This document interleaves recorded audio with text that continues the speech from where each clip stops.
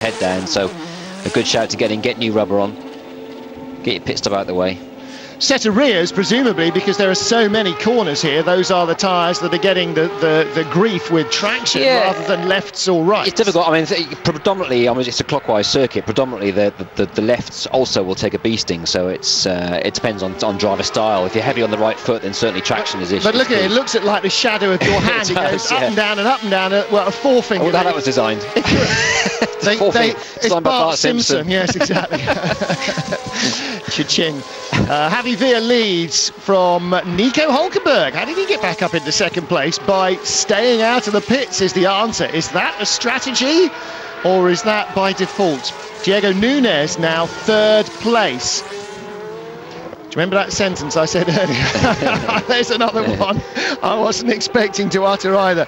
Where did Nunes start? 14th. Well, Nunes has just signed for iSport, hasn't he, alongside Van der Garde for the European season. Oh, right, okay. Yeah, so he's got his European deal in place with a top team, so interesting to see how he goes in a good car. Richard's got his work cut out. Yeah. Villa leads for the first time in his GP2 Asia career, not any longer. He has never finished on the podium in GP2 feature race. I suppose, well, I did say earlier, didn't I? He made a habit of 8th on Saturday, winning on Sunday. Yeah. Gosh, which presumably means he can't qualify that well.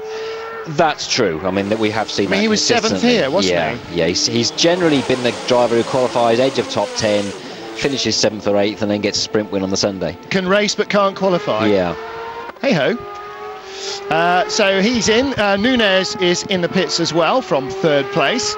So we now have James Jakes in second, Frankie Provenzano in third, and in fourth place, hold on to your hats, Durango's Michael Della Stella. So, some interesting names at the top of the leaderboard to conjure with, and that's what pit stop races do for you. Looking there at the battle for what position is that? Lapping Kenny Chen. I was going to say, where is Chen? Oh, he's back, is he? Right down there. Yeah, no, he's not back. He didn't go anywhere. It's just that, like glacial movement, it takes a bit of studying to spot. Looking at Vitaly Petrov and Sergio Perez. Is Perez slowing? No. Petrov, rather. It just looked quite a lot slower there than I thought maybe he should do. So Petrov in front of Perez. They have both had their pit stops. So during the pit stop shakeout, Perez has dropped behind his teammate then. Which means that Petrov did a very quick stop, or the team did a very quick stop on Petrov for some reason. He was also lapping 3 seconds a lap quicker than Perez in the 2 laps before the Mexican stopped. I'm quoting verbatim here from super stat man Sean Kelly, and that is why they have now swapped places. Thank you for that. So Hulkenberg leads. 3 seconds a lap quicker? Crikey. No wonder Villa was catching him. Yeah, blimey O'Reilly, he got some Weetabix for breakfast, didn't he? And in fact, Perez, last lap, a 1:49.3. That was a lap out of the pits. So Hulkenberg leads. James Jakes is in the pit lane. Just 2 cars yet to stop. Yes, Kenny Chen's already stopped, and Perez, you see now on this, might hang who wins this race in the end. Who's in front of them? Villa. And Villa just out of the pits, 1:41.8. That's actually a respectable lap as well. He is going to be the danger here. If these guys hold each other up, they won't get to catch him. In fact, we can't see him in front at the moment. Is he not...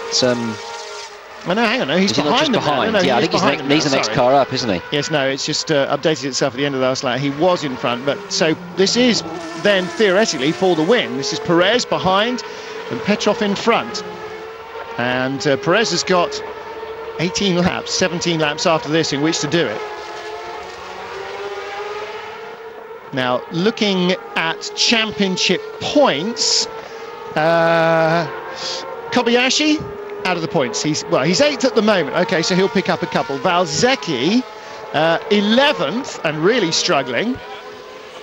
In quest with the Barber boys. Yeah, what have you done? How many rubles did he give you? Roldan Rodriguez, 3rd in points in the gravel trap. Jerome D'Ambrosio, 4th in points, 7th place ahead of Kobayashi. 5th in points, Javi Villa. And he is looking like he's going to be on the podium. So it all sort of hangs on where Hulkenberg might come from, or where he might come back out to. He still leads from Frankie Provenzano and Michael Della Stella. And then Petrov and Villa at the moment 4th and 5th. They are the Petrov and Perez. They are the only non-stoppers. Petrov again checking the mirrors, is not going to be sold the inside line in a hurry, is he? No, but I think he's struggling for grip, isn't he, by the look of it? Perez is all over him. Yeah, a little easier to follow.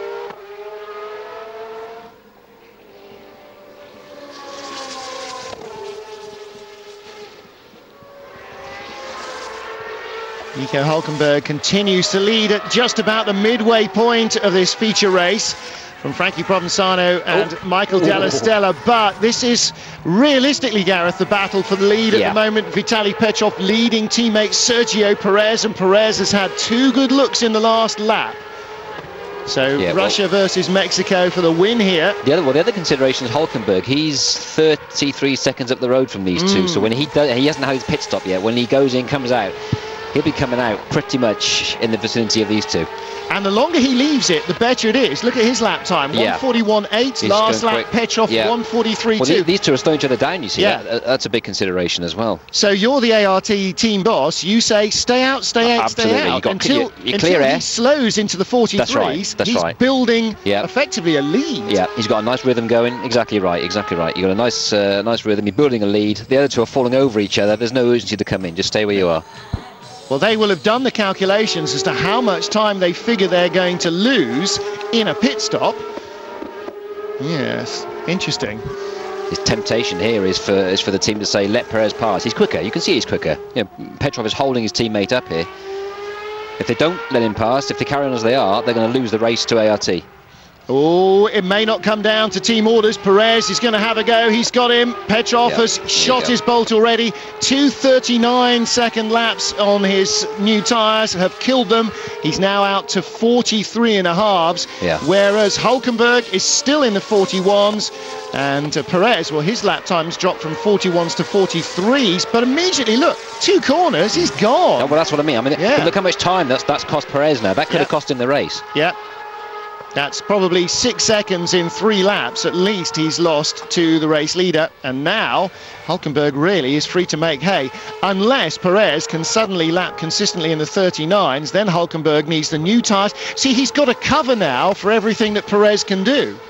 He's got that trump card. He's got those fresher tyres. But the later he leaves it, the less of a relative advantage they're going to be, because the car will be a little easier on them anyway. Exactly right. Obviously, as the fuel comes off, so the actual wear on the tyre is eased lap by lap. That last lap there, Hulkenberg and Perez's lap time was almost identical, both exactly 42 dead. Time for Hulkenberg to come in now, then. Within a lap or so, yeah, definitely, yeah. But he's got a nice clear track ahead of him, so you can't put a price on that. But again, you see, we talked about